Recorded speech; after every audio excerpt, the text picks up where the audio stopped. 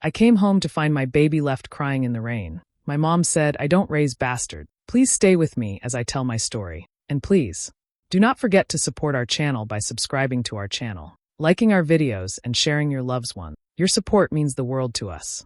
Now to our story. Poke. I came home soaking wet, my hands shaking as I gripped the door handle. The rain poured down, cold and harsh, blurring my vision. I could hear a faint sound, soft, high-pitched, and desperate. It took a moment before I realized what it was. My baby. My baby was crying. I dropped my bag and ran to the porch. There, in the corner, my little boy was lying in his blanket, soaked through, his tiny face red and scrunched up from screaming. He was freezing. I scooped him into my arms, heart racing, panic tightening my chest. Then I looked up. My mother was standing behind the glass screen door, arms crossed, expression hard and cold. She didn't open the door. She didn't even move. She just looked at me like I was a stranger. "I don't raise bastards," she said, her voice calm, like she was telling me the weather. Then she walked away. That's when I knew this wasn't a mistake. It wasn't forgetfulness or a misunderstanding. She had left him out there on purpose. I moved back in with her a few months ago, after my son was born. My boyfriend disappeared when I told him I was pregnant, so I had nowhere else to go. My mom said I could stay for a little while, but she made it clear I wasn't welcome. She didn't help with the baby. She criticized everything I did. She acted like I ruined her life by coming back. I should have seen it coming. There were signs. She would talk about how I trapped myself, how I ruined my future. She didn't even call him by his name, just it, or that thing. And whenever I asked for help, she'd roll her eyes or walk away. But I never thought she'd do something like this. Later that night, I found the truth. She had gone through my things, found an old photo of the baby's father. That's when everything changed. That's when she decided my child wasn't family to her. I sat in the bathroom with my baby on my lap, wrapped in towels, both of us shivering. I rocked him and whispered that I was sorry, that I would never let her hurt him again. That was the moment something shifted in me. Something small and quiet but solid. I didn't know what I would do next. But I knew one thing for sure. She would never have power over us again. The night before it all happened, my mother was unusually quiet. She didn't speak much at dinner. Her eyes kept drifting toward my baby, but never with warmth. Just silence and something I couldn't quite place. I remember feeling unsettled, but I brushed it off. I thought maybe she was just tired or in one of her moods. Later that night, I saw her sitting in the living room, staring at something in her lap. When I walked in, she quickly folded it and tucked it under the cushion beside her. I didn't say anything, but I noticed the stiff way she moved, the way her jaw stayed tight. Something was off. The next morning, when I found my baby outside, soaked and shivering, it all clicked. She had planned it. And the thing she was hiding? I found it 2 days later while cleaning. It was an envelope. Inside was a printed email confirming the results of a DNA test. She had ordered it months ago, without telling me. Somehow, she had gotten a sample and sent it in. She needed to know for sure. The paper confirmed what I already knew. But to her, it was a reason to cut him off, a reason to shame me, a reason to do what she did. I grew up in a house where image was everything. We went to church every Sunday. She smiled at neighbors, donated during holidays, wore crosses like armor. But behind the closed doors, her rules were law. Her views were old and hard. She believed in clean bloodlines, respectability, keeping things within the line. Anything outside of that was filth to her. I had seen her destroy people with words. A cousin who came out was cut off completely. An aunt who married outside the race? Never spoken of again. I had hoped she might see things differently with her own grandchild. I was wrong. It wasn't about me. It wasn't even about him. It was about what people would say. About how it looked. About her name. That night, I made a decision. I waited until she left for work and made the call. CPS picked up. I told them everything. I gave details, dates, the pattern of behavior, what she had done. I didn't cry. My voice stayed steady. They said they'd follow up soon. When I hung up, I sat for a long time holding my son. I looked down at him and whispered that this wasn't over. Not even close. I didn't want revenge. I needed justice. I was in the attic, looking for an old baby blanket, when I found the box. It was tucked behind old Christmas decorations, wrapped in a faded pillowcase. Inside were journals, dozens of them, all my mother's. Most were filled with lists, prayers, quotes from sermons. But one book was different. In it, she had written about me, about him, about our baby. The words were cold and sharp. She called him a mistake. She wrote that his blood wasn't pure, that he would carry the curse of shame. She talked about our family name being tainted, and how her own mother would roll in her grave. I had to stop reading. It all started to make sense. I remembered the day I told her I was pregnant. She didn't yell. She just went quiet, then handed me a card to a clinic. Said it would be easier. Said I didn't need to ruin 2 lives. When I said no, she tried again. A week later, she handed me an envelope with $3,000 in, told me to go away for a while. I refused again. Then she changed tactic, started telling me I was unstable, that I was hearing things, forgetting things, that I might not be safe around a child. She even suggested I see a doctor about my behavior. She wasn't trying to help me. She was trying to break me down. After finding the journals, I searched her desk. That's when I found the second phone. She had hidden it inside a book with a cutout. When I turned it on, dozens of unread messages popped up. They were from him, the baby's father. He had been trying to reach me for months, asking how I was, asking about the baby, begging for a chance to talk. All this time, I thought he left me, but he hadn't. She had blocked his number on my phone and intercepted every message on her. I sat there in shock, holding the phone, reading everything. The guilt hit me hard. He never gave up. She just made sure I never knew. That night, after putting my son to sleep, I opened a new account and sent him a message. I told him the truth. I didn't know if he'd reply, but I needed him to hear it. I waited in silence, heart racing. A reply came minutes later. I've been waiting for this message every day. We left in the middle of the night. I didn't take much, just a duffel bag, diapers, bottles, and 2 changes of clothes. My son was asleep in his carrier. I didn't even look back at the house. There was nothing left for me there. We stayed the first night in a cheap motel. After that, it was couch to couch. Friends of friends. Strangers who offered a bed for a few nights. I had no money, no job, no plan. I called shelters, but they were full.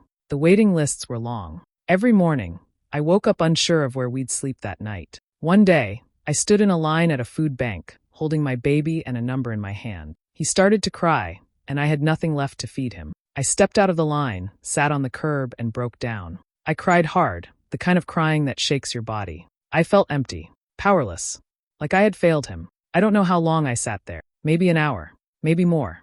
The next day, I found myself waiting at a bus stop. My son was quiet in his wrap, sleeping against my chest. I must have looked like a mess, dirty clothes, puffy eyes, hair unwashed. A woman sat next to me. She didn't say anything at first, just looked over and offered me a granola bar and a bottle of water. I said thank you quietly. Then she asked if I was okay. I didn't answer right away. Then I told her a little, just that we were in between places. She nodded, didn't push. Then she reached into her bag and handed me a card. It was for a women's support center. She said they helped with housing, food, even jobs sometimes. I took it, not expecting much, but something about her felt honest.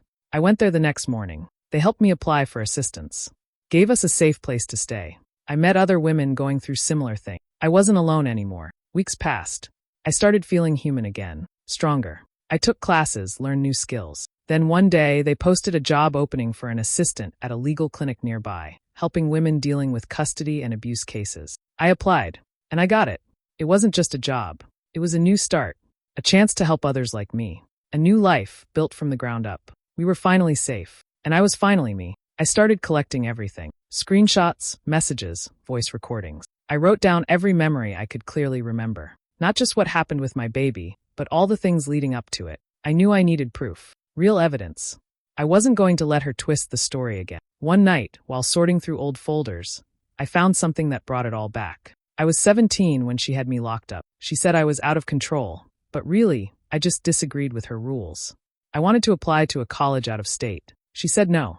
I pushed back. The next week, she signed me into a mental health facility. I stayed there for 5 days. It was cold, terrifying, and confusing. When I came home, I never fought her again. That was the moment I learned she could erase me if she wanted. I started sharing parts of my story online. I used a fake name. I wasn't looking for attention. I just needed to let it out. I wrote about the baby, the rain, the silence.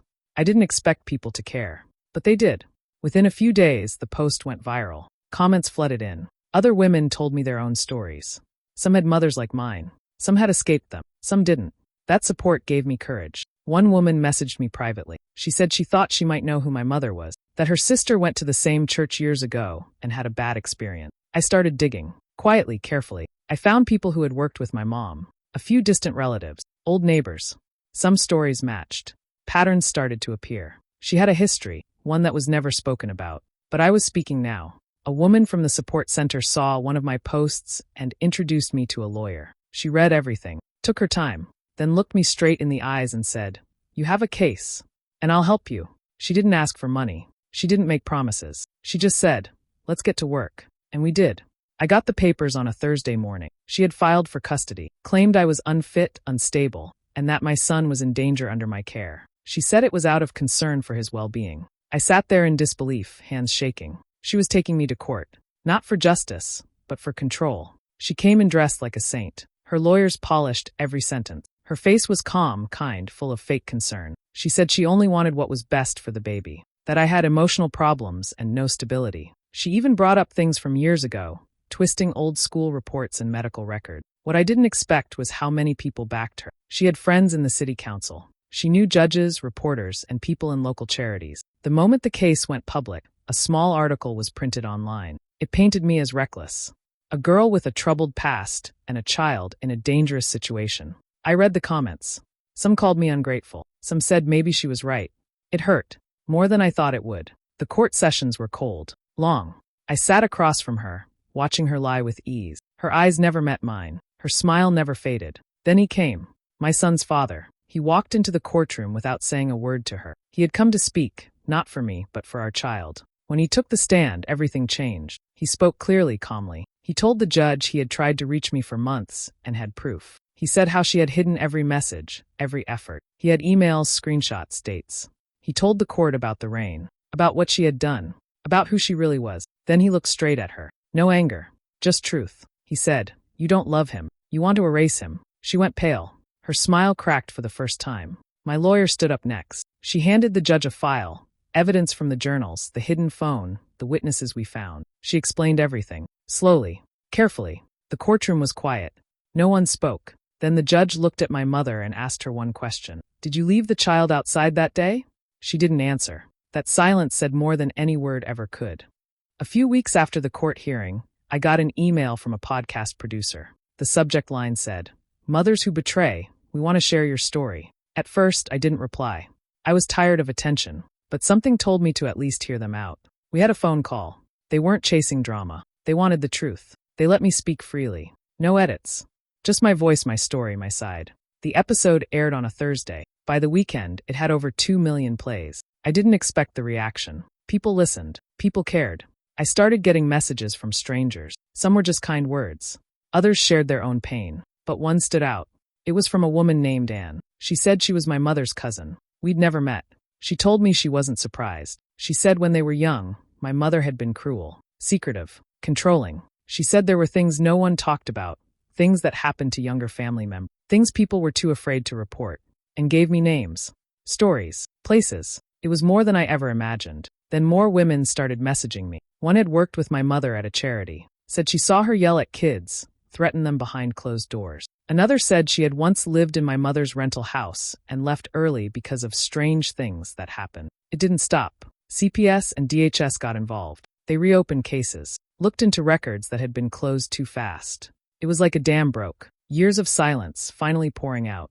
And then the final blow came. A local news station picked up the story. They ran a special segment on hidden abuse in respected homes. My mother agreed to an interview, trying to control the narrative. She sat in front of the camera, calm and collected, just like always. But the interviewer didn't hold back. They played a clip from the podcast. They showed photos, quotes from court documents, and even read a line from her journal. She started to stutter. Her voice cracked. The mask slipped. It all aired live. Clips of her breakdown were everywhere within hours. People saw the truth. Not just who she pretended to be, but who she really was. And this time, there was no way for her to hide. I used to think family was everything, that no matter what, blood would keep people close. But I don't believe that anymore. Family isn't who shares your last name. It's who shows up, who protects, who stays when things get hard. My son is growing fast now. He laughs easily. He sleeps through the night. He's learning to say new words. He feels safe, loved, free. His father visits often. At first, it was hard. We barely knew each other, but he kept showing up. He brings books, plays games, feeds him, holds him close. You can tell he loves him. It's in the way he watches him sleep, how he always whispers goodbye before he leaves. One evening, I saw them sitting on the floor, building towers out of blocks. My son clapped as one tower fell over. They both laughed. It was a soft sound, full of peace. That's when I knew, this is our real family now. I started something new too. A small support group, just 5 women at first. We meet every week in a church basement. We sit in a circle and share stories of control, silence, and survival. Some cry. Some just listen. We're all healing together. Sometimes I think about my mother. Not often, but enough. Her face isn't on news stories anymore. People moved on. She lost her job, her friends, her church group. No one stands by her now. She's alone in a prison 2 counties away. That house, once spotless and cold, sits empty. One morning, a letter arrived. Her handwriting. Neat. Familiar. I held it for a long time. I didn't open it. I didn't need to. I walked outside, sat on the porch, and struck a match. The paper curled and blackened. The flames danced for a moment, then faded to ash. She had her chance. She made her choice. And I've made mine. 3 years have passed. Life is calm now. Quiet in a good way. I have a steady job at the legal clinic, helping women like I once was. I bought a small house with a garden and soft blue wall. My son and I planted sunflowers along the back fence. They bloom every summer. He's 4 now. He talks a lot, asks questions, runs everywhere. He's full of energy and kindness. At night, he asks for 2 stories, not 1. In the morning, he picks his own clothes and always chooses the ones with dinosaurs. He's growing up happy, and I'm finally breathing without fear. There's a framed document hanging in my office. It's from the court, the official ruling from the final hearing. It says I'm of sound mind, emotionally stable, fully capable of caring for my child. I didn't need it to know the truth, but having it still means something. It's proof. Not for others, but for me. One afternoon, while we were drawing at the kitchen table, he looked up and asked, "Who's Grandma?" I froze for a second. He'd heard the word at daycare. Other kids had grandmas who picked them up or sent gifts. I didn't want to lie, but I didn't want to carry her shadow into his world either. I looked at him and said, "Sometimes people get called things they don't deserve. And sometimes they don't get called things they do." He blinked, thinking. Then he nodded and went back to coloring. That was enough. Later that night, I sat on the couch with my laptop. I opened Reddit and found the post I made years ago, the one that started it all. I read through the comments, the support, the love from strangers who became part of my journey. Then I added one final update. I told them about the sunflowers, about the laughter in our home, about the piece I built, brick by brick, choice by choice. I uploaded a picture of my son holding a book, his face full of light. I ended the post with one sentence. "We are safe, we are strong, and we are free." By morning, the post had over 1 million upvotes. And for the first time in a long time, I felt completely whole. A letter came from the prison. Not like before. This one was official. It said my mother was dying. She had weeks left, maybe less. She wanted to see me. 1 visit. That's all. I read it twice, then left it on the table. Days passed. I kept looking at it, not knowing what to feel. Part of me wanted to throw it away. Another part wanted to hear her admit the truth out loud, even if it was too late. I didn't sleep much that week. Every night, I watched my son breathe softly as he slept, his small hand holding mine. I remembered the rain, the porch, her words. I didn't want forgiveness. I wasn't sure she deserved peace, but I needed something else. Closure. The visit was quiet. A guard led me through a cold hallway to a small room. She was already there, thinner, pale, sitting in a chair by the window. Her hair was gray. Her eyes found mine, but I felt nothing. I stood still for a moment. She opened her mouth to speak, but I raised my hand, just once, and shook my head. I didn't need her words. I didn't need her pain. I had carried enough. I turned and walked out. She didn't follow. She couldn't. Outside, the sun was low golden. My son waited with a friend nearby. When he saw me, he ran into my arms, smiling, warm and alive. I held him close, heart steady. The air felt lighter. As we walked toward the car, I didn't look back. I whispered to myself. I came home to find my baby in the rain. I left home to never let it happen again.